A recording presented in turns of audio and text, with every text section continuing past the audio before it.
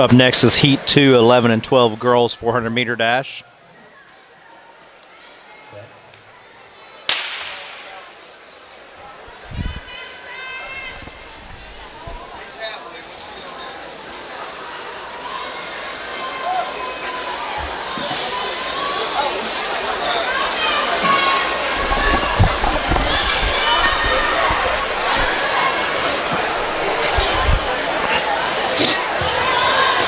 Make sure you have a orange tag on your spike.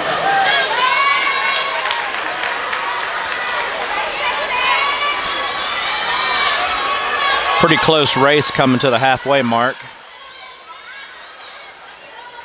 Leader has about a 5-meter lead on the rest of the pack.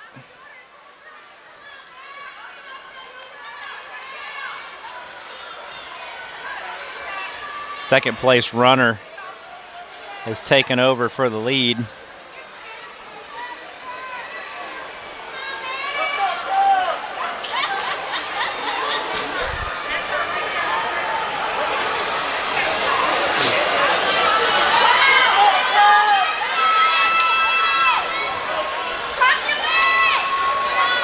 Heat 2 is going to be won easily